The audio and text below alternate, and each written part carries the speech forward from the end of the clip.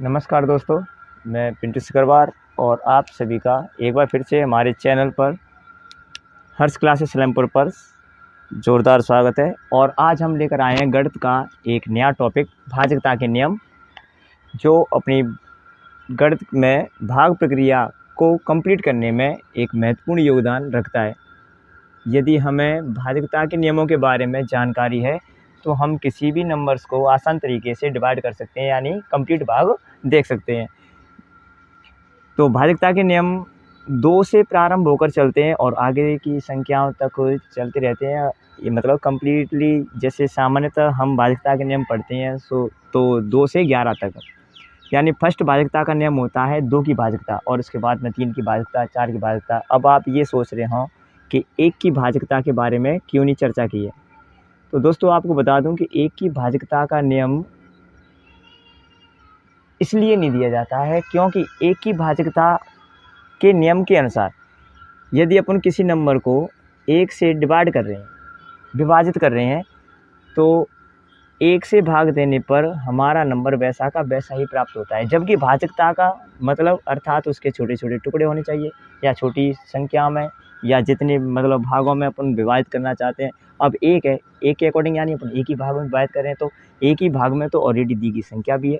इसलिए हम जो भी नंबर्स है उसे 1 से डिवाइड नहीं करते हैं, क्योंकि 1 से डिवाइड करने पर संख्या वैसी की वैसी ही प्राप्त होती है।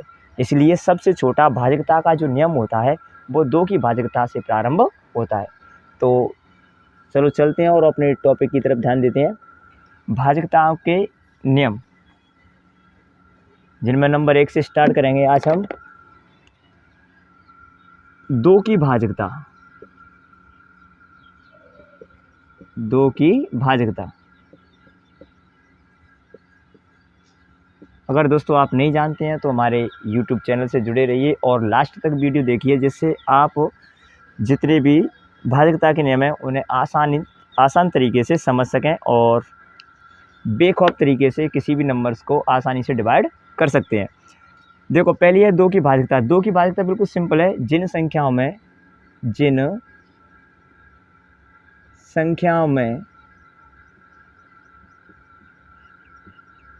इकाई अंक, जिन संख्याओं में इकाई अंक 0, 2, 4, 6, 8 दिए हों तो वे संख्याएं 2 से पूर्ण विभाजित होती हैं। पूर्ण विभाजित होती हैं। जैसा कि दोस्तों आप देख सकते हैं कि यहाँ पर मैंने बताया कि जिन संख्याओं का इकाई अंक या तो 0 हो, या 2, या 4, या 6, या 8, तो आप बिना झिझके 2 से उस संख्या को कंप्लीट रूप से डिवाइड कर सकते हो। जैसे मैंने फॉर एग्जांपल के तौर पर, एग्जांपल के लिए मैंने कोई एग्जांपल लिया 278। अब यहाँ पर हम देख सकते हैं इकाई अंक यानी यूनिट डिजिट कितना है, 8, और यदि यूनिट डिजिट 8 है तो हम कह सकते हैं कि 278 यानी 278 2 से कम्प्लीटली डिवाइड है। और इसके अलावा 356 है,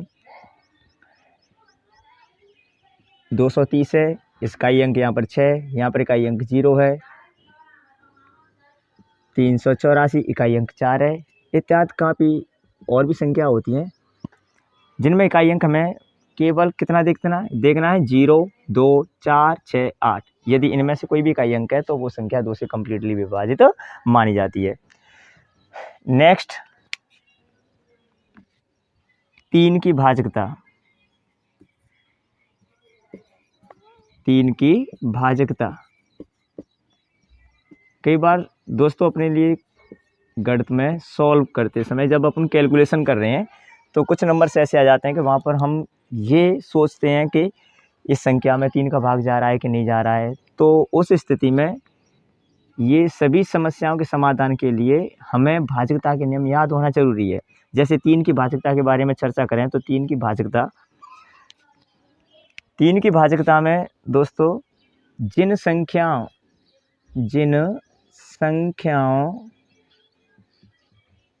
के अंकों के योग में जिन संख्याओं के अंकों के योग में 3 का भाग जाता है, 3 का भाग जाता है, तो वे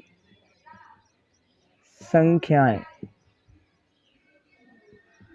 3 से पूर्ण विभाजित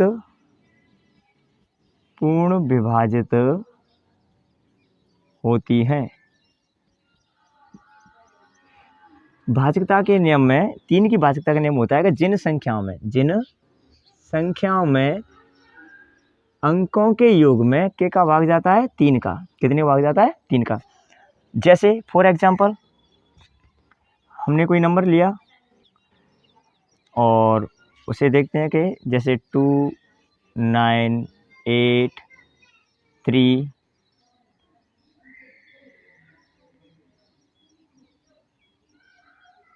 1983। अब यहाँ पर अंकों का योग करते हैं। 1 + 9 + 8 + 3, इन सभी को ऐड करें। 1 और 9 10 और 8 18 और 3 21, यानी जोड़ने पर हमें 21 प्राप्त होता है। और 21 प्राप्त होता है तो 21 3 से डिवाइड है, बिल्कुल है। 3 के गुणज में यानी 3 के पहाड़े में 21 आती है। 3 7 21, 21 डिवाइड है कितने से? 3 से। तो हम कह सकते हैं कि 1983 यानी 1983 3 से कम्प्लीटली विभाजित है। अच्छा, इसके अलावा और भी एग्जांपल्स दे सकते हैं आप। जैसे 72 है, 72 7 + 2 कितना हुआ? 9 9 हुआ, तो 9 3 से डिवाइड है, इसलिए 72 भी 3 से डिवाइड होगी। अगला है 4 की भाजकता। 4 की भाजकता के बारे में चर्चा करते हैं। तो जिन संख्याओं का इकाई अंक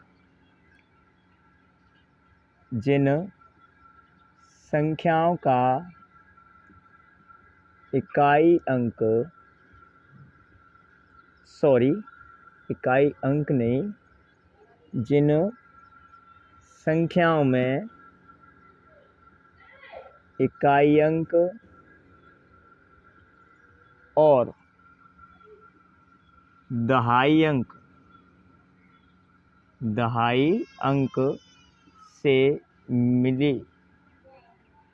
से मिलकर बनी संख्या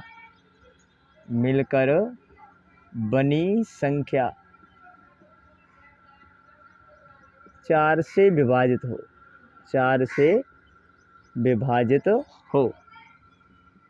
जैसे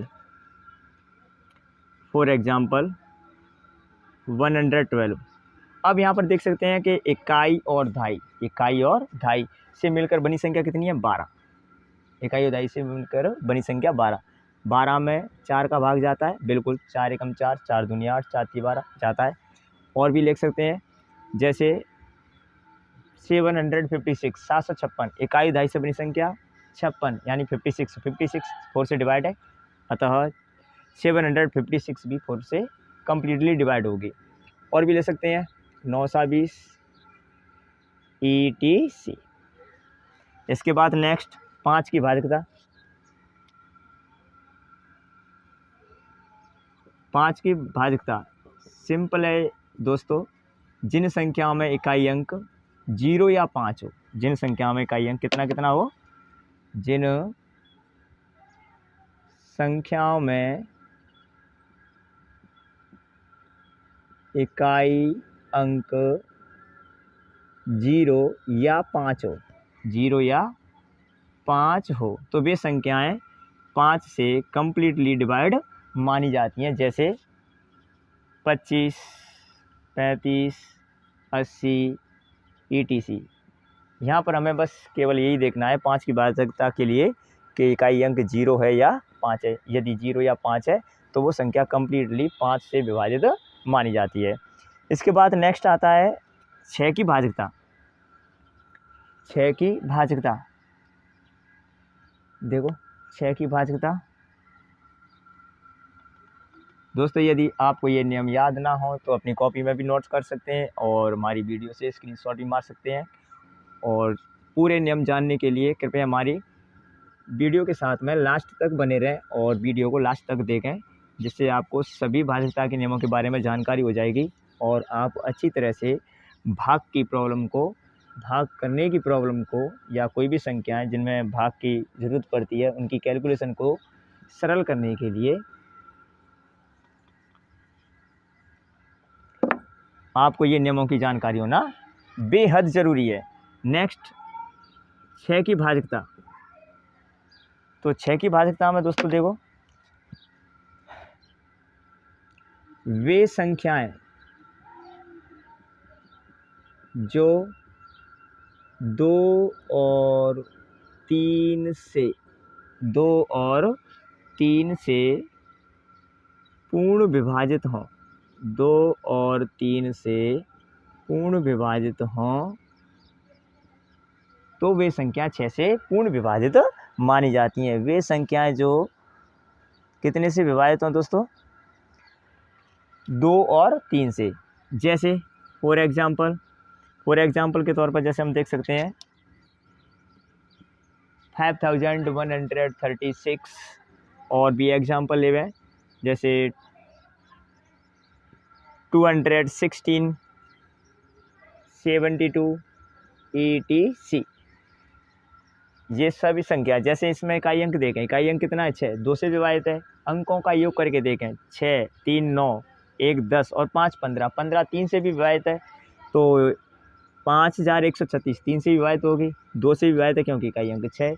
अतः ये कंप्लीट संख्या कितने से विभाजित होगी? 6 से विभाजित होगी। अच्छा, 6 के बाद दोस्तों कितनी आती है? 7। 7 की भाजकता के बारे में चर्चा करें तो 7 की भाजकता,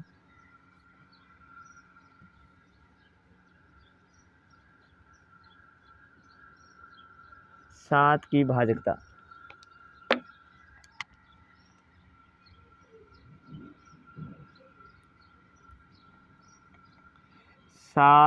भाजकता देखो, 7 की भाजकता। तो 7 की भाजकता के बारे में दोस्तों नियम होता है, दी गई संख्या के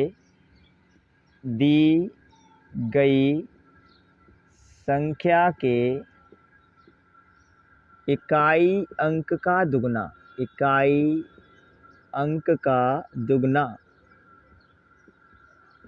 दी गई संख्या के इकाई अंक का दुगना और शेष संख्या, इकाई अंक का दुगना और शेष संख्या, दी गई संख्या के इकाई अंक का दुगना और शेष संख्या के बीच का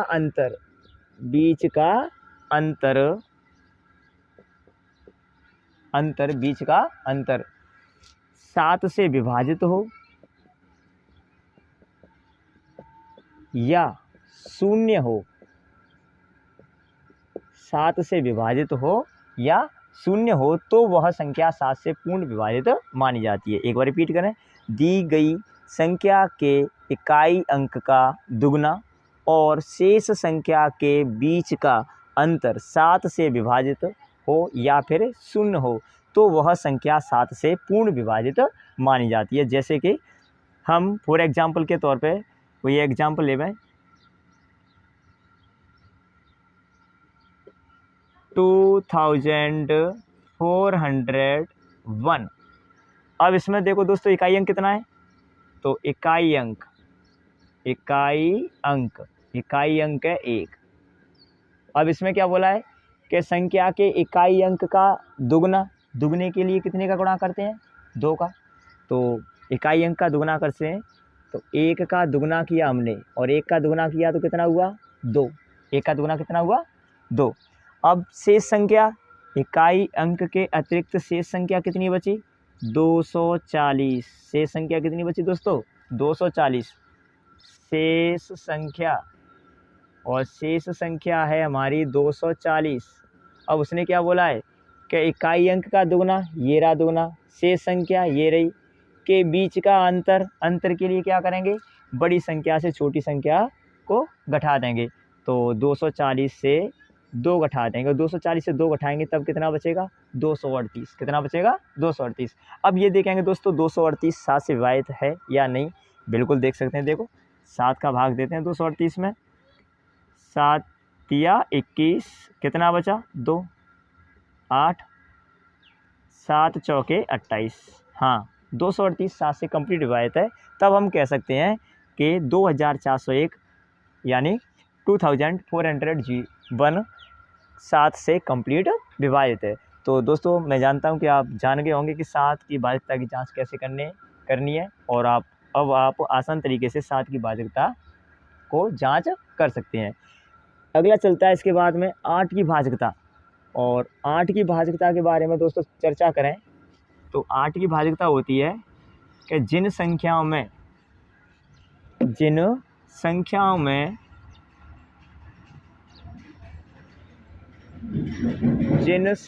में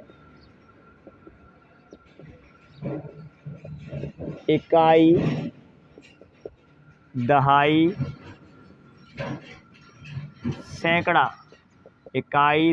सैकड़ा से मिलकर बनी संख्या 8 से विभाजित हो।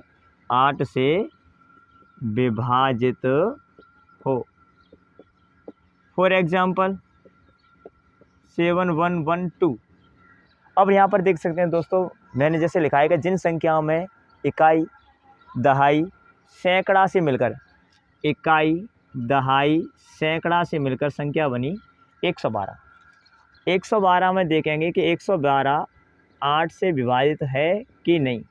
तो 112 में 8 का भाग देंगे तब हमें 14 प्राप्त होता है। अर्थात हम बोल सकते हैं कि 112 8 से कंप्लीट विभाजित है, और जब 112 8 से कंप्लीट विभाजित है तो तब हम ये भी बोल सकते हैं कि 7112 अर्थात 7112 8 से कंप्लीट विभाजित है। तो 8 की भाज्यता कंप्लीट होगी।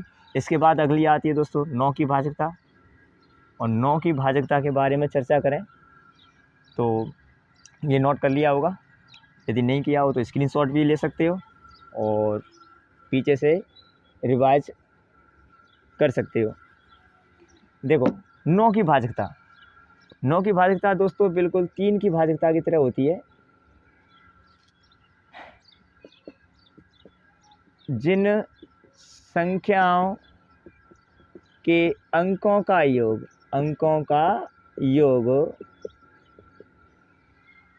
9 से विभाजित हो।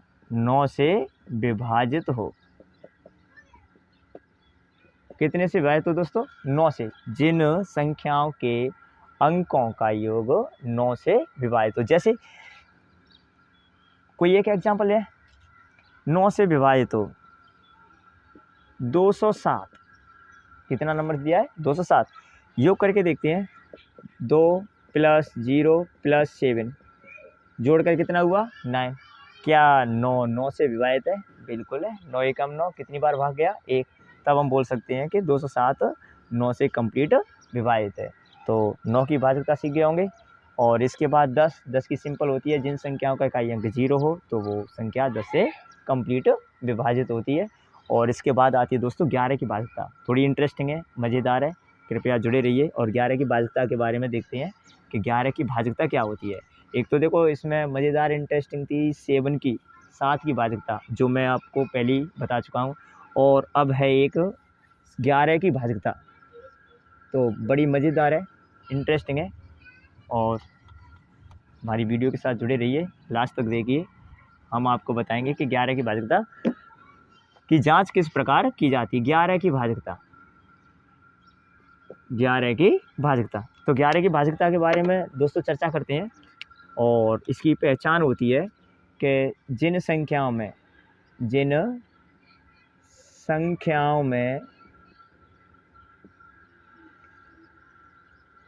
सम स्थानों के अंकों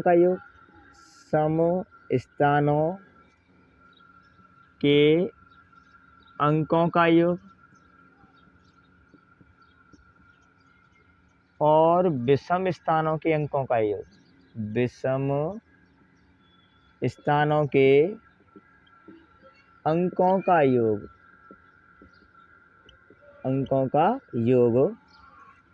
11 से विभाजित हो।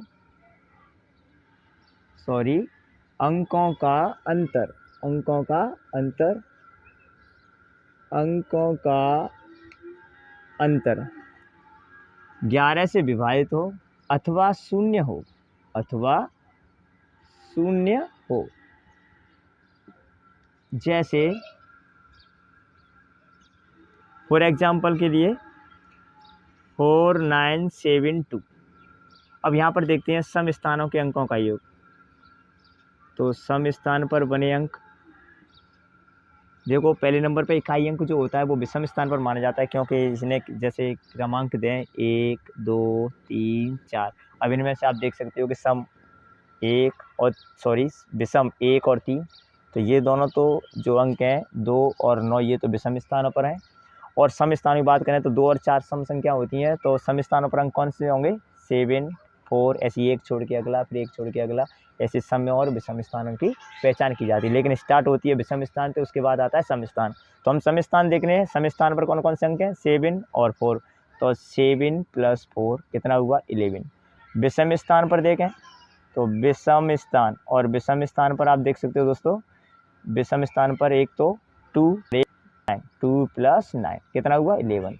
अब जिसमें दिया है कि जिन संख्याओं में सम स्थानों के अंकों का योग और विषम स्थानों के अंकों का योग का अंतर, यहाँ पर थोड़ी मिस्टेक हुई है, विषम स्थानों के अंकों के योग का अंतर, अंकों के योग का अंतर। तो हमने दोनों का योग निकाल लिया, सम स्थानों पर अंकों का योग 11 और विषम स्थानों पर अंकों का योग 11। अब इसका अंतर निकालते हैं, तो 11 - 11 कितना हुआ? 0। अभी मैंने बताया था कि योग का अंतर 11 से विभाजित हो अथवा कितना हो? 0। देखो यहाँ पर अंतर कितना आया है? 0। जब 0 आया है तब हम बोल सकते हैं कि 4972 4972 या 4972 11 से कंप्लीट विभाजित है, अतः 11 से विभाजित है। अच्छा, और भी एग्जाम्पल हैं जिन्हें आप सॉल्व कर सकते हो इसी तरह से, जैसे 10,538, इसे भी देख सकते हो। सम स्थानों पर कौन कौन से अंक हैं? 3 0, 3 + 0 कितना हुआ? 3। विषम स्थानों पर 8 5 1, 8 + 5 + 1 कितना हुआ? 14। अंतर निकालें तो 14 - 3 11। यहाँ पर देखो अंतर 11 से विभाजित हो, 11 से कंप्लीट विभाजित होती है, बिल्कुल होती है, क्योंकि 11 एकम 11 कंप्लीट विभाजित है। तब हम वो कह सकते हैं कि 10,538 11 से कंप्लीट विभाजित है। तो इस प्रकार दोस्तों आज हमने 2 से 11 तक के भाज्यता के नियम कंप्लीट किए। यदि आपको ये वीडियो पसंद आया हो तो वीडियो को लाइक करें, शेयर करें और हमारे YouTube channel Harsh classes Salempur को सब्सक्राइब करना ना भूलें। हर्ष क्लासेस सलेमपुर।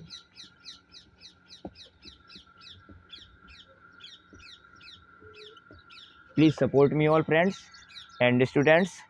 यदि आपकी हमें सपोर्ट मिलती रहेगी तो हम ऐसे ही और भी मज़ेदार वीडियो, गणित से संबंधित मज़ेदार वीडियोस अपलोड करते रहेंगे और आप उन सभी वीडियोस का पढ़कर आनंद ले सकते हैं और अपनी